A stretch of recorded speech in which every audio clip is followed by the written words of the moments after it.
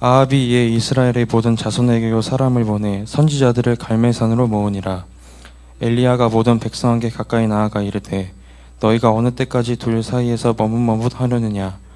여호와가 만일 하나님이면 그를 따르고 바알이 만일 하나님이면 그를 따를지니라 하니 백성이 말 한마디도 대답하지 아니하는지라. 엘리야가 백성에게 이르되 여호와의 선지자는 나만 홀로 남았으나 바알의 선지자는 450명이로다. 그런즉 송아지 둘을 우리에게 가져오게 하고 그들은 송아지 한 마리를 택하여 각을 떠서 나무 위에 놓고 불은 붙이지 말며 나도 송아지 한 마리를 잡아 나무 위에 놓고 불은 붙이지 않고 너희는 너희 신의 이름을 부르라. 나는 여호와의 이름을 부르리니 이에 불로 응답하는 신 그가 하나님이라. 백성이 다 대답하되 그 말이 옳도다 하니라. 엘리야가 바알의 선지자들에게 이르되 너희는 많으니 먼저 송아지 한 마리를 택하여 잡고 너희 신의 이름을 부르라. 그러나 불을 붙이지 말라. 그들이 받은 송아지를 가져다가 잡고 아침부터 낮까지 바알의 이름을 불러 이르되 바알이여 우리에게 응답하소서 하니 아무 소리도 없고 아무 응답하는 자도 없으므로 그들이 그 쌓은 제단 주위에서 뛰놀더라. 정오에 이르러는 엘리야가 그들을 조롱하여 이르되 큰 소리로 부르라. 그는 신인즉 묵상하고 있는지 혹은 그가 잠깐 나갔는지 혹은 그가 길을 행하는지 혹은 그가 잠이 들어서 깨워야 할 것인지 하매 이에 그들이 큰 소리로 부르고 그들의 규례를 따라 피가 흐르기까지 칼과 창으로 그들의 몸을 상하게 하더라. 이같이 하여 정오가 지났고 그들이 미친 듯이 떠들어 저녁 소재 드릴 때까지 이르렀으나 아무 소리도 없고 응답하는 자나 돌아보는 자가 아무도 없더라. 네, 반갑습니다 여러분. 저는 청년부를 섬기는 박현선 목사입니다. 오늘 함께 나눌 말씀의 제목은 고민보다 고입니다. 오늘은 특별히 청소년들과 함께 예배하고 있는데요. 또 이 자리에 함께 하고 있는 우리 청소년들 모두 주님의 이름으로 환영하고 축복합니다. 하루에 예배 2번 드리는 거 죽을 맛이지? 굉장히 괴롭지? 네, 모두 잘 오셨습니다. 뭐 들어오는 건 쉽지만 나가는 건 결코 쉽지 않을 거야 얘들아. 네, 특별히 우리 고3 우리 승우죠, 승우. 오, 둘이 고3.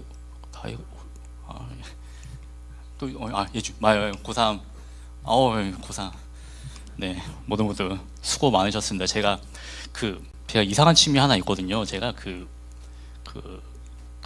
메가스터디 이런 거 보는 거 좋아해요. 대상매매 이런 거 보는 거 좋아하는데 지금 거의 그죠? 엄청 오래 몇 년째 지금 보고 있는데 아마 내가 너네들보다 1타 강사가 누군지 잘 알걸? 나 많이 들어보고 그래서 이제 보통 6평이나 9평 나오면은 총평 저 들어보고 수능 같은 경우에는 그냥 수학만 다운받아서 풀어보거든요.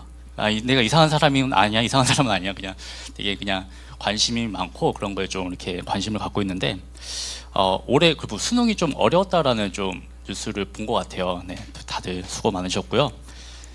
다들 고3 원하는 대학 꼭 잘 갔으면 좋겠습니다. 제가 우리 청소년들 환영하는 의미로 그냥 소소한 이벤트를 준비했는데요. 청소년들만 조금 귀찮지만 잠깐 일어나서 의자 밑에 한번 뭐가 있는지 확인을 해볼래요? 네. 의자 밑에 뭐가 있는지. 정우가 옆자리에 와도 괜찮을 것 같아요. 네. 자, 뭐 있는 사람? 자, 또 4개 제가 준비했는데 누구? 또 2개가 더 나와야 되는데 2개?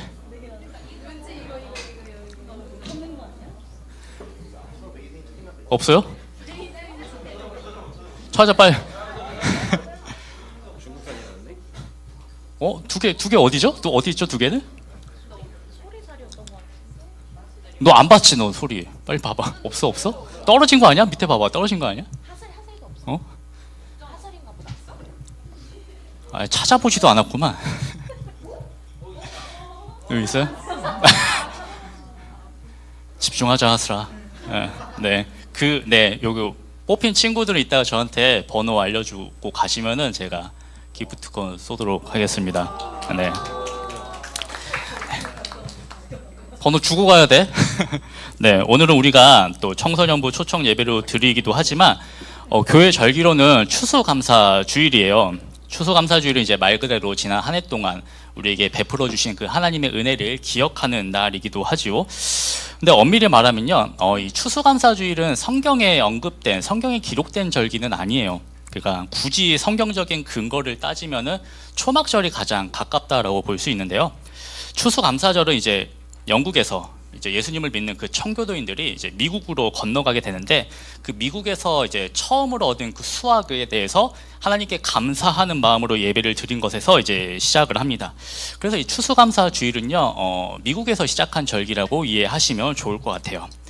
미국은 11월 넷째 주 그 네 번째 목요일을 그 추수감사절로 보내게 되죠. 그러니까 우리나라도요, 그 미국의 선교사님들의 영향을 많이 받았기 때문에 그 추수감사절을 보내게 됐어요. 근데 우리는 오늘 11월 셋째 주죠. 우리는 보통 11월 셋째 주에 추수감사절 예배를 많이 드립니다. 근데 이 11월을 추수감사절로 보내는 게 미국의 기준인 거잖아요. 그러니까 우리나라에서도 우리나라 추수에 맞는 상황에 따라서 이 추수감사절 날짜를 다시 정해야 된다라는 의견이 많았다라고 해요. 그래서 요즘의 교회들은요, 거의 예전에는 무조건 11월 셋째 주에 추수감사 주일 예배로 드렸다고 한다면, 요즘에는 이제 10월부터 11월 사이에 자유롭게 날짜를 정해서 추수감사절 예배를 보내고 있다라고 해요. 중요한 것은 날짜가 아니라 하나님께 감사해야 된다라는 것이죠. 여러분은 올 한 해를 돌아보면 어떤 감사의 제목들이 있으신가요? 딱히 우리 중고딩 들으면 이런 거 물어보면 보통 아무 생각이 없더라고. 감사한 거 좀 있어요? 예. 아마 우리가 감사의 제목이 쉽게 떠오르지 않는 이유는 이미 나에게 주어진 것보다 나에게 없는 것이 무엇인지 먼저 생각하기 때문인 것 같아요. 다시 말해서 우리는 감사하기 위한 조건을 먼저 생각하기 때문이라는 것이죠. 우리는 보통 먼저 감사할 상황이나 조건이 생기게 되면 감사하게 되는 것 같아요. 여기서 상황이나 조건이라 하면 이제 내가 원하는 것이 이루어졌을 때인 것 같습니다. 우리는 보통 내가 원하는 것을 얻었을 때, 내가 원하는 결과를 얻었을 때 감사합니다. 그러니까 내 조건이 충족되었을 때만 감사한다라는 것이죠. 하지만 내가 당연하다라고 여기고 있는 것에 대해서 감사하기는 참 어려운 것 같습니다. 제가 대학생 때 이제 기독교 동아리 활동을 했었는데요. 그 제가 양육하던 그 동생이 있었어요. 근데 이 동생이 이제 정말 신앙적으로 많이 방황을 하다가 이제 정신 차리고 노력해 보겠다라는 마음으로 이제 왔던 아이인데, 어느 날 이제 이 동생이 저한테 이런 이야기를 하더라고요. 너네들은 싸이월드 아니? 우리 청년들 중에서도 싸이월드를 모르는 분이 계실 것 같은데요. 이 싸이월드가 이제 말년에 도토리 장사랑 그 스마트폰으로 넘어오지 못해서 망했는데, 제 개인적으로는 이 싸이월드가 SNS의 가장 완성형이라고 생각을 하거든요. 아무튼 다시 동생 이야기를 하면은, 그 싸이월드를 보면요, 그 이미지로도 못 봤니? 그 다이어리를 작성할 수 있는 그 있어요. 하스 표정이 뭔 소린가요? 뭐 이상한 소리 그만해, 약간 이 표정인데, 이제 이 친구가 어떻게 하냐면 이 다이어리를 쓸 수 있는 공간에 매일매일 3가지씩 감사한 것에 대해서 적겠다라고 다짐을 한 거예요. 그러니까 이제 그 동생이 진짜 매일매일 감사의 제목들을 적기 시작했어요. 그러니까 근데 감사의 제목이라고 해서 막 어마어마한 것을 적은 것은 아니었어요. 그냥 뭐 예를 들면은, 우리 집이 있어서 따뜻하게 잘 수 있어서 감사하다. 이 친구가 돈가스 좋아했나 봐요. 오늘 돈가스 먹을 수 있어서 감사하다. 뭐 학교에 다닐 수 있어서 감사하다. 이런 내용들을 적기 시작했어요. 근데 놀라운 것이요, 이 동생에게 조금씩 변화가 찾아오기 시작했다라는 것이에요. 가장 큰 변화는요, 감사하는 습관을 들이면서 내가 가지고 있는 것들을 너무나도 당연하게만 생각하고 있었다라는 것에 놀랐고요. 또 생각보다 내가 많은 것을 가진 사람이구나라는 것을 깨닫게 되었다라고 해요. 그러면서 조금은 이제 긍정적인 생각이 이제 들어오기 시작했다라는 것이죠. 근데 더 놀라운 것은요, 자기에 주어진 그 모든 것들이 하나님께서 주셨다라는 고백으로 이어졌다라는 사실이에요. 그리고 그 모든 것을 주신 하나님께 감사하게 되었다라는 것이죠. 정말 놀라운 깨달음이고 놀라운 고백이지요. 저는 이 동생을 보면서 이 감사도 습관이라는 생각이 들었어요. 그래서 저는 이 감사라는 것이 아는 마음인 것 같습니다. 무엇을 아는 마음이냐면, 이 감사는 하나님의 은혜를 아는 마음이 감사인 것 같습니다. 여러분은 지금 무엇에 감사하며 살고 계시나요? 특별히 오늘 하루는요, 여러분의 감사의 제목들이 무엇인지 한번 생각해보고 하나님의 은혜에 감사하는 오늘 하루가 되었으면 좋겠습니다. 아직 설교 시작한 거 아니야, 얘들아? 이제 시작할 거야. 제가 요즘에 그 취미가 하나 있어요. 그 인형 뽑기 취미가 있는데요. 지금 제가 생각해도 너무 심각한 상황인 것 같아요. 지금 거의 중독 수준인 것 같은데, 이제 이게 뽑히니까 문제인 것 같아. 뽑히니까. 나 요즘에 3,000원에 하나 무조건 뽑거든요. 장난 아니지. 근데 나중에 한번 나랑 가자고 내가 뽑아줄게. 근데 제가 이제 약간 인형 뽑는 거에는 제 가방을 보신 분들은 아실 거예요. 이제 더 이상 달 공간이 없긴 하는데, 그래서 저는 이제 인형 뽑기는 잘 안 하고, 제가 또 그 귀멸의 칼날 너네 보니 혹시? 나는 무한성만 영화만 봤는데 그거 보고 푹 빠졌거든. 근데 이제 귀멸의 칼날에 푹 빠져가지고 그 이렇게 일단은 인형 뽑기 가게가 있으면 다 들어가 봐요. 다 들어가 봐서 거기에 귀멸의 칼날이 있으면은 내가 아직 나온 거 아니지? 내가 거기 난 몇만 원이든 내가 투자해서 뽑겠다라고 이제 하거든요. 그 이미지 한번 보여주시면요. 이게 이거 알아요? 이게 그 시중에서 하면 엄청 비싼 거래요. 그래서 제가 이제 인형 뽑기를 갔는데 저게 있는 거야. 그래서 야, 내가 저거는 이제 무조건 뽑아야 되겠다 해서 뽑았어요. 몇 개 뽑았거든요. 꽤 뽑았어. 근데 이 둘 중에 하나가 짝퉁이라는 거예요. 짝퉁. 뭐가 진퉁이고 뭐가 짝퉁인 것 같아요? 맞아요. 그 왼쪽에 어떤 저기 빨간색 그 회사가 있는데 저기서 나온 게 무조건 진짜라고 하더라고요. 그 처음에는 이제 내가 인형 뽑기에서 뽑은 거 오른쪽 거야. 근데 일단은 난 저게 무조건 다 진짜인 줄 알고 비싼 건 줄 알고 내가 뽑았는데 알고 보니까 저게 짝퉁이었던 거지. 그 이미지 한번 더 넘겨주시면요. 자, 이 둘 중에 이건 내가 뽑은 건 아니에요. 이 둘 중에 뭐가 진짜인 것 같아요? 티가 나요? 왼쪽. 자, 여러분이 보시기에 왼쪽, 요쪽. 눈이 좀 멀어졌어요? 근데 잘 보이긴 하니? 아마 제 기억으로는 오른쪽이 진짜였던 걸로 기억해요. 근데 왼쪽도 짝퉁이라고 하기에는 퀄리티가 좀 괜찮지 않아요? 못생겼어요?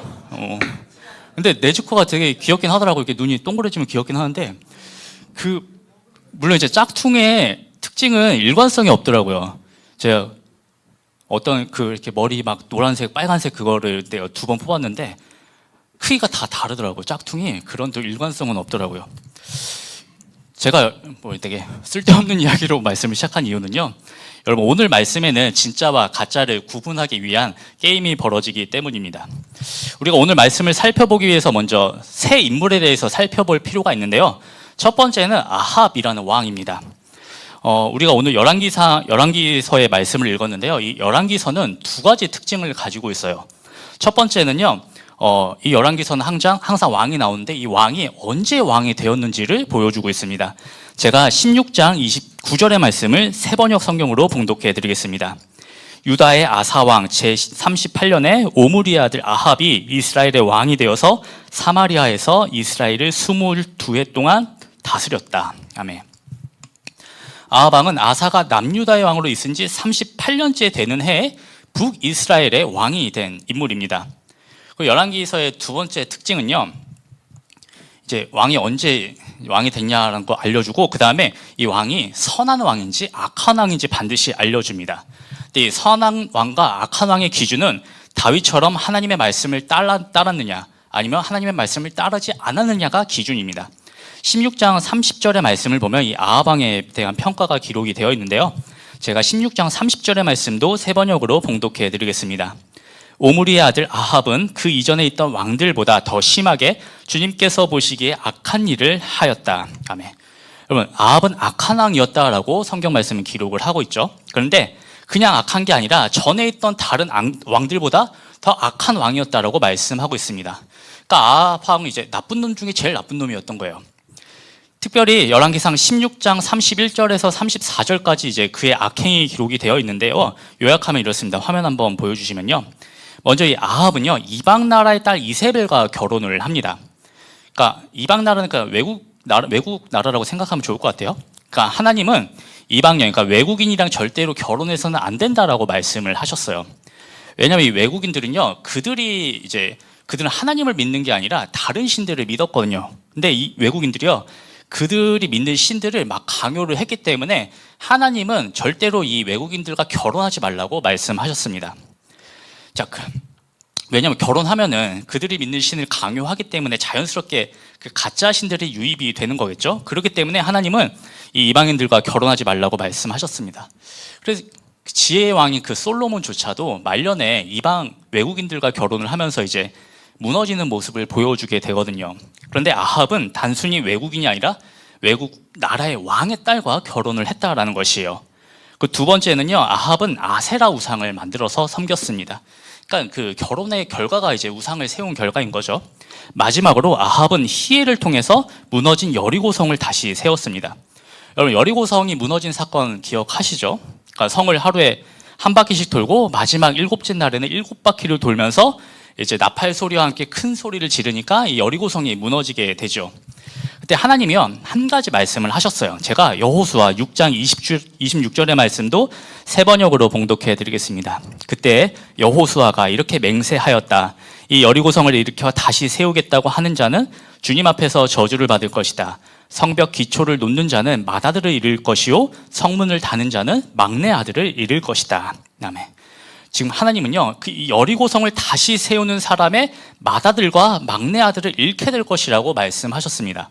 근데 지금 아합의 추종자의 히엘이 여리고성을 다시 세웠다라고 이제 말을 하고 있죠. 그 결과가 어떻게 되었냐면요, 열왕기상 16장 34절의 말씀도 제가 봉독해 드리겠습니다. 아합 시대에 베델 사람 히엘이 여리고를 건축하였다. 주님께서 눈의 아들 여호수아를 시켜서 하신 주님의 말씀대로 그는 그 성의 기초를 놓으면서는 그의 맏아들 아비람을 잃었고 성문을 달면서는 그의 막내 아들 수굽을 잃었다. 아멘. 하나님의 말씀대로 히엘은 여리고 성을 쌓은 그 히엘은 이제 맏아들과 막내 아들을 잃게 되죠. 여러분, 이렇게 아합은요, 하나님이 하지 말라고 한 일들만 계속한 사람이었습니다. 자, 이런 사람이 왕이 됐으니까 백성들은 어떻게 됐을까요? 왕이 계속 이런 우상을 섬기라고 한 거예요. 그러니까 백성들 또한 하나님이 아닌 우상을 숭배하라는 강요를 계속해서 받게 되었다라는 것입니다. 그럼 대충 지금 시대적 배경 이제 이해가 되시죠? 근데 보통 이럴 때 난세의 영웅이 등장을 하게 돼요. 바로 엘리야가 등장을 합니다. 여러분, 엘리야 어떤 인물로 기억하고 계시나요? 성경을 보면요, 죽지 않고 하나님 품으로 간 두 명의 인물이 있는데 혹시 아는 사람 있니? 알고 있는 것 같아요. 지금 말을 못할 뿐이지. 그 엘리야와 에녹이입니다. 창세기 5장 24절을 보면요, 에녹은 하나님의 뜻을 따라서 평생 하나님과의 깊은 관계를 누리며 살다가 갑자기 사라졌다라고 기록을 하고 있고요. 열왕기하 2장 11절의 말씀을 보면 이 엘리야는 회오리 바람을 타고 휘리릭 하늘로 올라갔다라고 말씀하고 있습니다. 이 두 인물의 공통점이라고 한다면 날마다 이 두 사람은 날마다 하나님과 동행한 사람이었다라는 사실이죠. 자, 하나님은 이 아합이 우상을 섬기는 것을 보고 이제 못 참으신 거예요. 그래서 엘리야를 이제 아합에게 보내신 거죠. 근데 사실 엘리야 입장에서 보면은 이 왕에게 가면 죽을 수도 있기 때문에 엘리야도 두려웠을 것입니다. 하지만 엘리야는 하나님의 말씀에 순종해서 아합에게 찾아가요. 그리고 아합에게, 그러니까 바알의 예언자 450명이랑 아세라의 예언자 400명을 갈멜산이라는 곳으로 데려오라고 이제 합니다. 자, 엘리야의 말대로 갈멜산의 모든 이스라엘 백성들과 예언자들이 모이게 돼요. 그리고 엘리야가 이제 한 가지 게임을 하자고 제안을 하는데 어떤 게임이냐면요, 먼저 소 두 마리를 장작에 이제 올려둬요. 그 다음에 각자의 신에게 기도를 합니다. 그리고 그 기도를 듣고 하늘에서 불을 내려주시는 신이 진짜 신이다라는 게임을 제안하게 돼요. 그러니까 룰 자체는 굉장히 간단하죠. 근데 이제 생각해보면 여러분, 하나님의 예언자는 엘리야 한 명입니다. 반면에 앞서 말씀드린 것처럼 바알의 예언자는 450명이고요. 아세라의 예언자는 400명입니다. 둘을 합치면 850명이죠. 지금 엘리야는요, 지금 무려 850대 1의 대결을 하자고 제안을 하고 있는 거예요. 혹시 850대 1로 싸워본 적 있어요? 제가 있어요. 저는 850대 1까지는 아니고 17대 1까지는 싸워본 적이 있어요. 표정이 뭐 멍멍이 소리 그만해, 아까 이거야. 네, 이게 2대 1도 아니고 무려 850대 1이잖아요. 그러니까 이건 누가 봐도 1이 승산이 없는 게임입니다. 아마 페이커도 850대 1은 안 되지 않을까요? 또 우리 대상형은 또 다르려나? 여러분, 엘리야는 왜 이렇게 무모해 보이는 싸움을 건 것일까요? 제가 예를 한번 생각을 해봤는데요. 내가 좀 아는 사람, 다혜가 이제 급식을 먹으러 갔어요. 너 뭐 좋아하니? 그래. 다혜가 이제 돈가스랑 제육볶음이랑 떡볶이랑 치킨을 이제 굉장히 좋아한 거예요. 근데 급식 메뉴가 이제 그게 나온 거죠. 이제 거의 환장할 만한 메뉴죠. 근데 이제 다혜가 너네 요즘에 3교시 끝나면 4교시 끝나 먹니? 4교시 끝나기만을 기다리고 있다가 종 치자마자 겁나 이제 급식실로 달려간 거야. 그러니까 오픈런을 뛴 거죠. 그리고 맨 앞에 줄을 딱 섰어. 근데 그때 이제 누가 갑자기 새치기를 하는 거예요. 다혜가 이제 겁나 빡친 거지. 겁나 빡쳐가지고 누구냐고 했는데 내 앞에 새치기 한 사람이 이제 선배님인 거예요. 선배님. 근데 하필 이 선배가 싸움 잘하기로 또 유명한 선배인 거야. 그러니까 이 선배 전투력이 한 100만이라고 한다면 다혜는 한 300 정도밖에 안 되는 거죠. 게임이 안 되는 싸움이죠. 이거 싸움 거는 만약 다혜가 싸움을 걸면은 멍청한 거야. 다혜는 그냥 조용히 이제 눈 깔고 야, 맛있게 드세요 하는 게 맞는 거죠. 근데 여러분 만약에 그때 다혜 뒤에 뭐 부모님이나 담임 선생님이나 아니면 이 새치기 하는 이 선배보다 더 전투력이 높은 만약에 소리가 있다라고 쳐봐요. 그러면 이야기가 달라져요. 다혜는 어깨가 이렇게 우쭐해지죠. 그래서 내 뒤에 있는 우리 소리를 생각하면서 더 잘하잖아요. 싸움 더 잘하잖아. 새치기 하는 이 선배한테 큰 소리 칠 수 있겠죠. 나는 약해도 내 뒤에 소리가 있잖아. 제가 뭐 예를 잘 들었는지 모르겠는데 대충 어떤 느낌인지 와닿으시죠? 여러분 지금 엘리야는요 쉽게 말하면 지금 하나님 백 믿고 싸움을 건 것이에요. 근데 그 이면에 중요한 것은요 이 엘리야는 하나님 외에는 모두가 가짜 신이라는 확신이 있었기 때문이라는 사실이죠. 이 두 가지 때문에 어쩌면 무모해 보이는 싸움을 엘리야가 건 것이에요. 먼저 바알의 예언자들이 그들이 믿는 신에게 이제 바알에게 기도를 하기 시작했습니다. 그들은 아침부터 한낮이 될 때까지 쉬지 않고 최선을 다해서 기도했어요. 근데 어떠한 응답도 없었던 것이죠. 바알의 예언자들은요 막 몸을 흔들면서 더욱더 격하게 기도하기 시작했어요. 어느 정도로 열심히 기도했냐면요 제가 열왕기상 18장 28절의 말씀을 세번역 성경으로 봉독해 드리겠습니다. 그들은 더 큰 소리로 부르짖으면서 그들의 예배 관습에 따라 칼과 창으로 피가 흐르도록 자기 몸을 찔렀다. 아멘. 여러분 이들이 얼마나 열정적으로 기도했는지 느껴지시죠? 바알의 예언자들은요 큰 소리로 자신들이 믿는 그 신인 바알을 부르면서 그들의 예배 관습에 따라 칼과 창으로 자신의 몸을 긋고 찌르면서 기도했습니다. 그렇게 저녁까지 기도했다라는 것이요. 근데 문제는 그 어떠한 응답도 없었다라는 것이죠. 그때 이 엘리야가 바알의 예언자들을 이제 조롱하기 시작을 하거든요. 엘리야가 이게 굉장히 살아있는 사람이야. 제가 왜 이런 생각을 하냐면요. 그 열왕기상 18장 27절의 말씀을 제가 봉독해 드리겠습니다. 한낮이 되니 엘리야가 그들을 조롱하면서 말하였다. 더 큰 소리로 불러보시오. 바알은 신이니까 다른 볼일을 보고 있을지 아니면 용변을 보고 있을지 아니면 멀리 여행을 떠났을지 그것도 아니면 자고 있으므로 깨워야 할지 모르지 않소. 아멘. 엘리야가 겁나 잘 긁고 있죠. 자 이제 이렇게 긁은 다음에 이제 엘리야가 이제 기도하기 시작합니다. 엘리야도 바알 예언자들과 똑같이 나무 위에 이제 소를 올려놨어요. 그 특이하게 나무 주위에 도랑을 만들었어요. 그리고 이어서 이 4개의 통에 물을 가득 담아서 소 위에 부었습니다. 그러니까 성경은 얼마나 부었는지 물이 넘쳐서 도랑까지 가득 찼다라고 말씀하고 있어요. 여러분 상식적으로 물에 불은 절대로 붙지 않죠. 지금 엘리야의 행동은요 분명히 이해할 수 없는 행동입니다. 근데 이제 엘리야도 이제 기도를 하기 시작했어요. 여러분 엘리야는 누구에게 기도했을까요? 엘리야의 기도의 대상은 하나님이었습니다. 여러분 기도의 대상이 하나님이라는 것이 중요합니다. 자, 그 후에 어떤 일이 일어났을까요? 제가 열왕기상 18장 38절의 말씀을 봉독해 드리겠습니다. 그러자 주님의 불이 떨어져서 재물과 나무 땅과 돌들과 흙을 태웠고 도랑 안에 있는 물을 모두 말려버렸다. 아멘. 자, 엘리야가 기도하자마자 하늘에서 불이 떨어졌습니다. 이미 이것만 해도 승리한 거죠. 근데 소와 나무를 다 태우고 그 도랑에 있는 물까지 다 증발시켰다라고 성경은 말씀하고 있어요. 그러니까 얼마나 강한 불이 내려왔는지 알 수 있는 지점이죠. 자, 이를 통해서 엘리야가 승리를 거둔 순간이었습니다. 근데 중요한 것은 이 싸움이요 엘리야와 그 바알 선지자들의 싸움처럼 보이지만요 사실은 하나님과 바알의 싸움이었다라는 사실입니다. 이 싸움을 통해서 한 가지 사실이 증명이 된 것이죠. 그것은 바알은 가짜 신이고 하나님만이 진짜 유일한 신이라는 사실입니다. 지금 보면요 바알 선지자들 얼마나 열심히 기도했어요. 막 칼로 막 몸을 찌르고 막 그으면서 열심히 기도했잖아요. 자신의 몸에 상처를 내면서까지 하루 종일 기도했습니다. 하지만 바알은 어떠한 응답도 없었다라는 것이에요. 사실 바알은 대답을 안 한 것이 아니라 그 존재조차 하지 않은 헛된 것이었다라는 것이죠. 하지만 살아계신 우리 하나님은 엘리야의 기도를 듣자마자 바로 응답해 주셨습니다. 오늘 말씀을 통해서 우리에게 다시 한번 상기시키는 것은요, 하나님만이 진짜 하나님이시고 유일한 신이라는 사실입니다. 제가 말씀 서두에 세 인물에 대해서 살펴보자고 말씀드렸죠. 첫 번째는 아하방이었고요, 두 번째는 엘리야였습니다. 자, 마지막은 누구일까요? 그 엘리야와 그 선지자들이, 바알 선지자들을 대결할 때 많은 백성들이 모여 있었죠. 세 번째 인물은요, 이 백성들입니다. 자, 엘리야가 바알 선지자들과 대결하기 전에 이제 백성들에게 이런 말을 해요. 제가 18장 21절의 말씀을 봉독해 드리겠습니다. 그러자 엘리야가 그 모든 백성 앞에 나서서 이렇게 말하였다. 여러분은 언제까지 양쪽에 다리를 걸치고 머뭇거리고 있을 것입니까? 주님이 하나님이면 주님을 따르고 바알이 하나님이면 그를 따르십시오. 그러나 백성들은 한마디도 그에게 대답하지 못하였다. 아멘.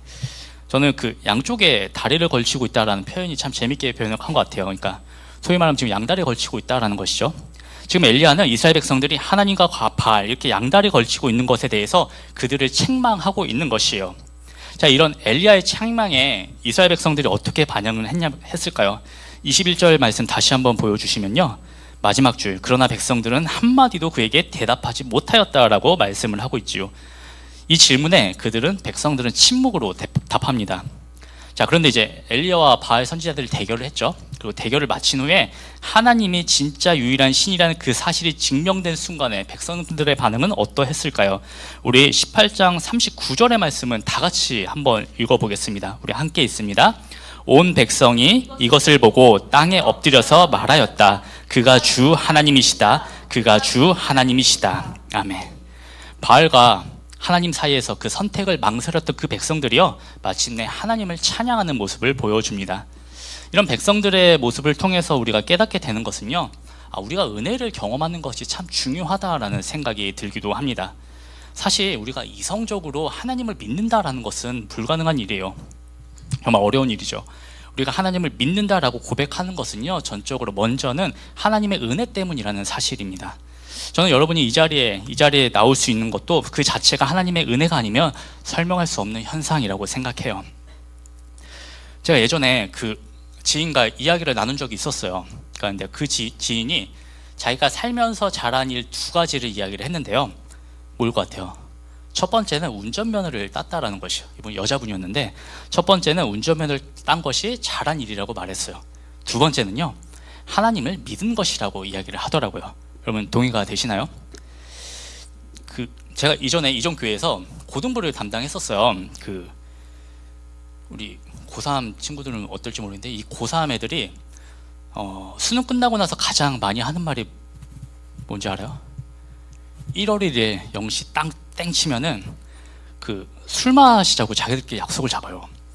그러니까 물론 이제 비공식적으로 술을 마셔본 적은 분명히 있을 거예요. 근데 이제 1월 1일 12시 땡 치면은, 그러니까 내가 공식적으로 술을 마실 수 있게 되는 거잖아요. 그러니까 지들끼리 술 먹자고 이제 약속을 잡아요. 또 웃긴 게 뭔지 알아요? 꼭 송구영신 예배는 마치고 가더라고. 예배는 마치고 가. 제가 3년 내내 한 가지만 부탁을 했어요. 그래, 오케이. 술 마시는 거 오케이. 술 마실 수 있지. 제가 한 가지 부탁한 거는 인스타에 짠하는 거 있잖아. 꼭 부메랑을 찍어. 이 짠하는 거 부메랑을 찍어서 올리지 말라고 그렇게 부탁을 했는데 3년 내내 지켜진 적은 없었어요. 맨날 올리더라고. 특별히 지금 우리 고3 학생들 2명 와 있는데요. 지금 여러분 마음이 어떠신가요? 성인이 된다는 것에 대한 기대감이 크니? 뭔가 성인이 되면 부모님 눈치 안 보고 내가 하고 싶은 거 다 할 수 있으니까 빨리 성인이 되고 싶다라는 생각을 많이 하시는 것 같아요. 그러니까 성인이 되면 분명 내가 부모님 눈치 안 보고 할 수 있는 것들이 많아진다라고 생각을 하는 것이죠. 맞아요. 그건 틀린 말은 아니에요. 근데 성인이 된다는 것은요, 내가 하고 싶은 것을 다 할 수 있게 된다는 것만을 의미하는 것은 아니에요. 이제는 내가 한 행동에 대해서 내가 책임져야 되는 사람이 된다는 것을 의미하기도 하는 것이에요. 특별히 교회 다니는 고3 학생들이 이런 이야기 많이 한대요. 그러니까 내가 이제 성인이 되면 난 더 이상 부모님 뜻대로 교회 다니지 않겠다, 이렇게 선포 많이 한다라고 하더라고요. 너네들 혹시 그런 말 했니? 너네들이 그런 말 했다는 거 아니니까. 실제로 그렇게 해서 성인이 되면은 교회를 안 나오는 학생들이 많이 있다라고 해요. 통계적으로도 굉장히 많이 떠난다라고 하죠. 여러분 결코 그렇지 않아요. 여러분 성인이 되어서도요, 교회 잘 나와야 돼요. 하나님 잘 믿어야 됩니다. 왠지 아시나요? 여러분, 세상은요, 겉으로는 되게 화려해 보여요. 좋아 보여요. 그것들을 잠시 우리의 마음을 빼앗고 우리에게 잠깐의 평안을 줄지 모르겠지만요, 여러분, 결코 그렇지 않습니다. 여러분, 세상에서 주는 것들은요, 그냥 공짜로 주는 것들은요, 죄다 싸구려예요. 죄다 쓸모없는 것들입니다. 세상에서 어떤 공짜로 무엇인가를 받는다라는 것은요, 그러니까 시식 코너에서 뭔가 더 큰 것을 팔기 위한 미끼와 같다라는 것이죠. 하지만 우리 하나님이 주시는 그 은혜는 결코 싸구려가 아니라는 사실입니다. 이 은혜 공짜로 우리에게 주셔지지만요, 세상이 주는 것처럼 결코 값싼 것이 아니에요. 지금 여러분이 하는 고민과 생각들, 여러분보다 제가 먼저 더 해본 사람이기 때문에 이 말 믿어도 좋을 것 같아요. 여러분보다 조금 더 먼저 방황해 본 사람인 제가 말을 하는 것이기 때문에 조금은 신뢰해도 좋을 것 같습니다. 이곳에 함께 예배하고 있는 우리 모두가요, 정말 하나님 잘 믿었으면 좋겠습니다. 왜냐하면 오늘 말씀이 우리에게 분명하게 말씀하고 있잖아요. 여러분, 하나님이 진짜입니다. 여러분, 가짜는요, 진짜가 나타나면 빛을 잃어버리게 돼요. 우리 하나님이 진짜이기 때문에 우리는 하나님을 잘 믿어야 합니다. 하나님의 은혜는 우리를 변화시키게 돼요. 무엇보다 하나님의 은혜를 사모하고 매 순간 하나님의 은혜를 경험하기 위해서 날마다 하나님과 교제하며 나아가는 우리 모두가 되었으면 좋겠습니다. 말씀을 맺겠습니다. 사랑하는 청년 여러분, 그리고 오늘 함께 예배하는 우리 사랑하는 청소년 여러분, 오늘 말씀을 통해서 엘리야가 바알 선지자들과의 그 갈매살 전투에 대해서 말씀을 나누었지요. 자, 이 가운데 백성들은요, 하나님과 바알 사이에서 머뭇거리며 양다리를 걸치고 있는 모습을 보여줍니다. 지금 여러분의 모습은 어떠하신가요? 하나님과 세상 사이에서 머뭇거리고 계시지는 않으신지요? 여러분, 오늘 말씀의 결론은 간단해요. 하나님이 짱이야. 하나님이 짱이에요. 이거 결론이에요. 이거 한 가지 전한 거예요. 여러분, 하나님만이 짱입니다. 다른 거는 안 짱이에요, 안 짱. 그러니까 여러분, 하나님과 세상 사이에서 고민하지 마세요. 망설이지 마세요. 하나님 잘 믿어야 합니다. 저를 포함한 여기 있는 우리 모두가요, 하나님을 잘 믿읍시다. 정말 잘 믿었으면 좋겠어요. 그래서 진짜이신 그 하나님 안에서 날마다 감사가 넘치는 삶을 살아가는 우리 모두가 되기를 주님의 이름으로 간절히 축원합니다.